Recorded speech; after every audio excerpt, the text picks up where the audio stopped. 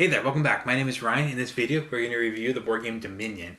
Now, Dominion is an older game that has been played by lots of people a lot. So this review is not necessarily focused on those of you who already know how to play Dominion and you already love it and you played it 10,000 times. So I'm going to focus this a little more people who haven't given the game a shot before, which is kind of like me until recently. It's a game that I had somehow not played. I had avoided, I wasn't sure about for a really long time, and I finally recently gave it a good shot. I'm going to start out with a very brief explanation of the rules. I'm not going to go into great depths. Basically, it's going to explain how the card drafting and what deck building means. If you already know how to do that and you want to check out the review, of course, feel free to use the chapters down below and skip ahead to the review. Here we have cards. There are tons more cards that just come in the second edition. There are even more cards that you can find if you want. But we're just going to look at a couple of basics to kind of show you what's going on in this game. Over here, we have three different types of money cards. 1 coin, 2 coins, 3 coins. They also, every card has a cost associated at the bottom. So this one costs 0, that costs 3, that costs 6. You will use these cards in your hand to buy more cards. Throughout the game, you'll start with a lot of copper. You'll try to acquire some silver, maybe some gold, because you are playing cards with these values. Like let's say you play a gold and a silver, that gives you 5 coins. You're going to be able to buy more expensive cards. That costs 5, that costs 5, that costs 5. Whereas these lower value ones cost 3. We'll talk more about these in a second. Let's look over here. These are victory point cards. These are how you win the game. It's by having cards like shields in your hand. This one is pretty cheap. It gives you 1 point. This one gives you 3 points. This one gives you 6 points. Okay, beyond these basic cards, there's also a curse card, which I'm not going to talk about right now, but we have action cards. These three here, and basically all the other cards in the game that I just showed you in that box over there, are action cards. You may take one action a turn typically, and the action card just tells you something. You have to read what it says to do. So this is a market. This is an expensive card. It's a good one. It says you can draw another card, which I'll show you how to do in a second. You can also take another action. So you can only play one action on a turn, but now you can play 2. You can also buy another card. Typically, you can only buy 1 card a turn. If you have the money, now you can buy 2 cards on your turn. And you also can use an extra coin to buy with. This one here is pretty interesting. It says you may trash a card, a treasure card, one of these ones you buy stuff with, and basically upgrade to the next level 1. A treasure card, 3 value more. So you could trash a copper from your hand and get a silver. Well, what does all this stuff mean? Cards in hand and all that. Well, you're going to start with the hand of simply 7 copper cards. These ones that give you 1 coin. And also 3 estate cards, so 3 victory points. You're going to shuffle them up.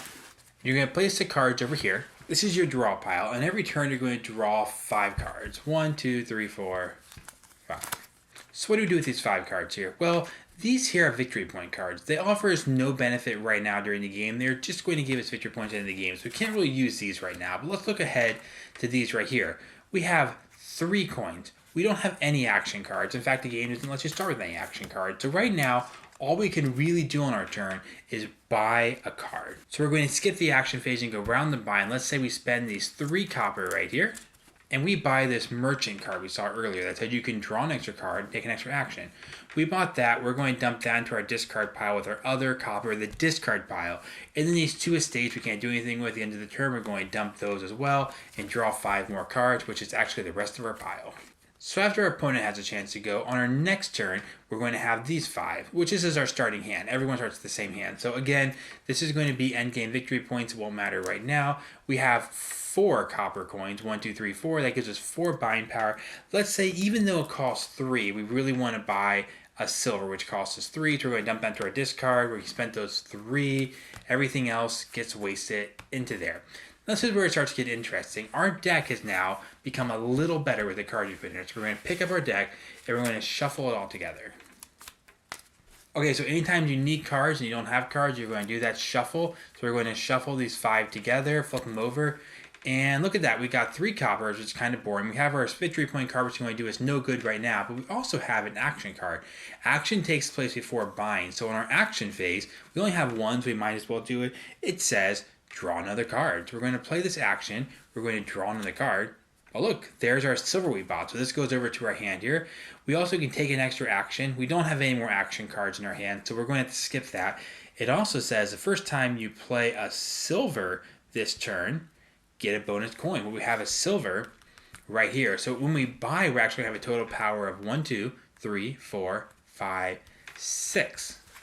You could then choose between this action one here, which the one lets you upgrade your money. You could get the cool market card that gives you a whole bunch of different things. You could even buy gold if you want to get some gold mixed into your hand. Okay, let's skip ahead and assume we're close to the end of the game now. We might draw a hand that looks something like this, with tons of action cards and more powerful coins. Let's say we start out by spending our merchant. It says draw a card, gold, nice, and take another action. Well, another action we're going to do another merchant card. It says draw a card. Take another action. We got our mine right here. Now we're going to wait on the mine. We're going to play our market next. It says draw a card, do another action, and have another buy if you'd like to. It says buying one card. If you have the money, you can buy two. It also gives an extra coin. Now if we play the silver, this is also going to give us an extra coin, but we also have a mine here. This says you may trash a card. I'm going to show you this one more mechanic. When you trash a card, you throw it over here. This is helpful because we don't really want this copper late game. Later in the game, this copper is less and less valuable to us. We can trash that and pick up a treasure card of the next value higher. So we're going to get this silver right here. Now at the end of the turn, we have 1, 2, 3, 4, 5, 6, 7, 8, 9, 10, 11, 12, 13 total buying power. We're definitely going to buy one of these Providences, assuming this is late in the game. It costs 8. It also gives us 6 endgame score. So 13 minus 8, we still have 5 left over. We can even pick up another market card because the market card here gave us the ability to buy 2 cards. This would be a very, very, very good hand. Let's jump right into a few things that I think work really well. It's going to sound obvious, that's what this game is all about. But deck building. Deck building is fun.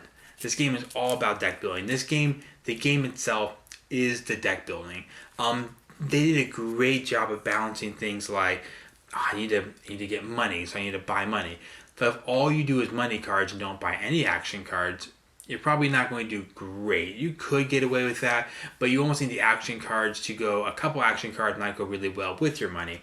Or you could just really go for action cards. But you have to really think about, okay, what action cards are out there? That huge deck of cards I showed you, you don't use every single deck every time. You set out different groups of them. And then you just, like, you can do it randomly. There's pre-made decks if you want to.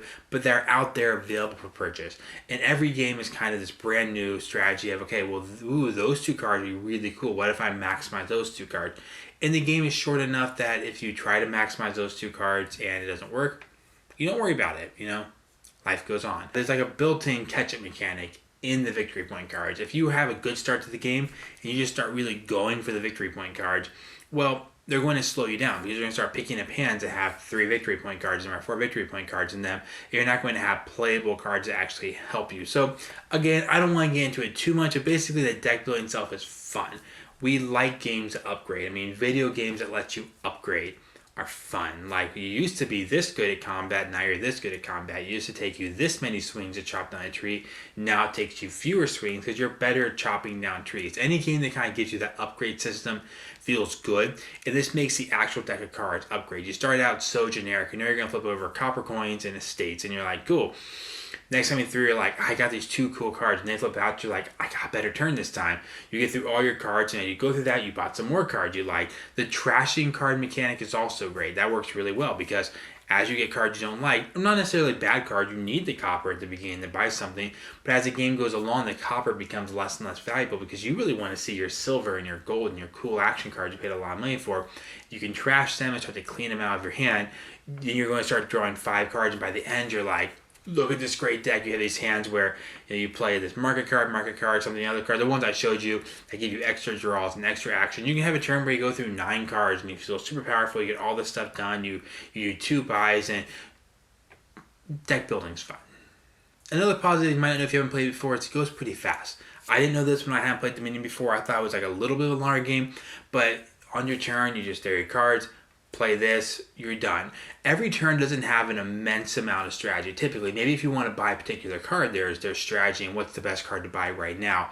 But there isn't this long decision process of, I got these 5 cards. Lots of turns, it's kind of obvious what you should do. Like, well, I have 1 action card, so I will play that action card. Or I have these 3 action cards, but 2 of them say get a bonus action. So I'll definitely do those 2 bonus action cards, and then I have my 3rd one, which I'll play last. And I'll use my coins, and if you have 6, you're probably going to buy gold.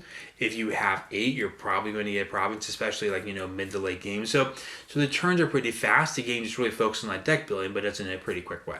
Another thing I think is really good about it is the rule book it's big, which scared me at first. When I first saw the rule book, I was like, "Whoa, there's a lot of pages," but it's really clear, and it does lay it out and make it feel simple. There's 3 things you do: you play an action card, you buy, then you trash all the other cards in your hand and draw 5 new ones. And it's very clear. It gives a lot of examples. So if you haven't played a deck builder, and this is the first time you played a deck builder, it's also good for that reason. It has a good rule book that will really, now again, I'm playing the second edition of it right here, big second edition box, but it has a really good introduction to this mechanism because the rule book is very clear about how it works. Okay, so now into flaws. If you don't know what I mean by flaws, typically on my channel, I reserve flaws for things that either are component issues or things that maybe mess the game up because the components aren't good, maybe just negatives of the components in general, or if the game actually has something that I think is broken. This one does not have any mechanical flaws or flaws in the mechanism where I just say, nah, the whole game's terrible. It clearly works. I'd say the only things that really stick out to me as a flaw, again, I kind of reserve the section signs for component issues. Not an issue with the components, but it's kind of boring looking, which I think might have been part of the reason I avoided for so long. You know, if someone says, hey, do you want to play Dominion? And you see the box and you're just like, no. I mean, I haven't played it for however many years I haven't played it for. Why would I open it up now? It's only going to look worse the older it gets too. This is actually, I don't remember what year this came out, but the second edition came out not that many years ago and it still looks kind of bad. Then the cards themselves look pretty boring. There's artwork on them, but they're not great. The good news about the cards, in the positive section, like I was saying, they're clear. It's very easy to teach the game. It gets obvious what they do. The cards are very, very self-explanatory, but they don't look great. You see a game that looks like it could be a fantasy game or at least a game in the Middle Ages, and it looks boring-ish, and you see these cards, you almost just assume it's going to be kind of an intense game, an intense long game, and you're like, I don't want to get involved in that. And when you actually play the game, you're just like, boom, boom, okay, turn done. Boom, you're like, oh, it's simple and it's kind of light and it's fun and it goes fast and it doesn't feel like you're a wizard doing this. It doesn't feel like super deep fantasy thematic game. I think it really does scare off people who know nothing about Dominion. We just assume it's a heavy, longer game or it's just a boring old game. It teaches you deck building. You should play because, you know, eat your vegetables sort of thing. And we don't realize how light and fun it can be. Okay, so things I like. As I already mentioned, it's short. That's not what I expected. I like that it's just a short, quick game. You can just deal it up again. And then if you're not familiar with this world yet, this comes from games that are card games that you collect over time. You buy cards, you add them to your deck, and you're trying to build your own deck over like months and months or years of your life. So if you're not familiar with this world, where this game kind of originates from is these older card games, which they still exist today. But you gather cards, you hold them, you say you maybe buy a new card, or I want to add this one to my deck and want to try that out. You try it out against opponents. I like the lighter. You open the box, you set out what decks are available that round, you maybe randomize it, maybe choose one of the pre-made ones, and everyone has equal chance to buy them. You play it, you're done, maybe you try a different combination. It's not as much work on my part. I'm not probably going to be someone that's going to get into a collectible card games, as they're called. These games that, you know, you make your deck and you craft your deck over a long time. This is just a quick game. It's a one-off experience. You have a good time, you pick the cards you want, you play it, and it's over. If you want to teach someone deck building or you want to learn deck building, this is a great way to do it. It's so simple. It's so light. It really is simple. If you're watching this you're watching this video, and you haven't played Dominion before and you don't believe me, it's really light. It's lighter than most hobby board games. It's simpler to play than Monopoly is. If you've never played Monopoly before, there's all these rules. Oh, you can't do this, and this does this, and everyone has their house rules.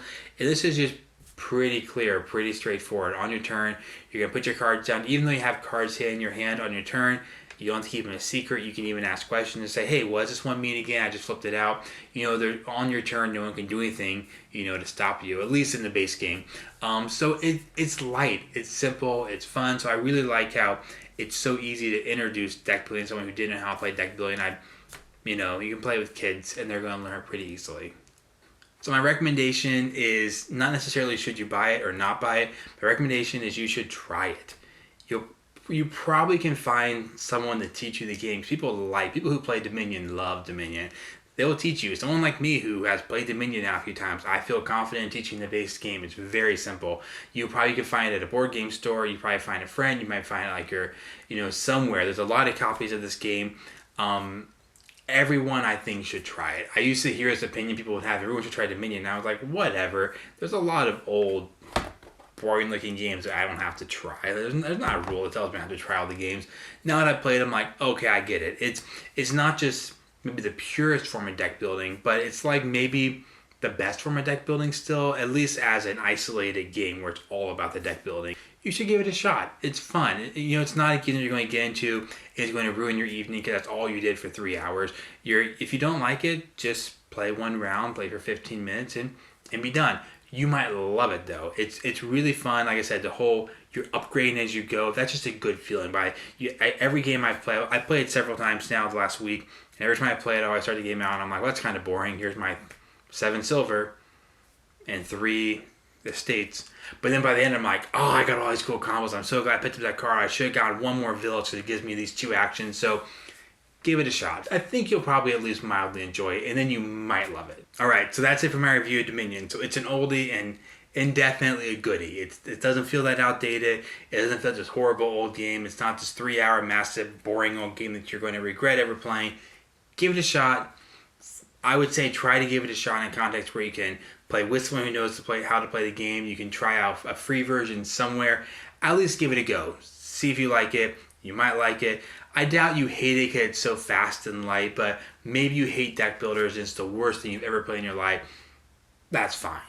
But if you love it, you don't have to play more deck builders that came out in the future since then. This could just be the deck builder you play. They're still making new cards for Dominion, keep adding to the decks. Because all they have to do to make expansions is add a new card, give it a price value that fits and doesn't break the game, and put it in there. So it constantly comes out more. So if you want more content with the game, it's definitely there too.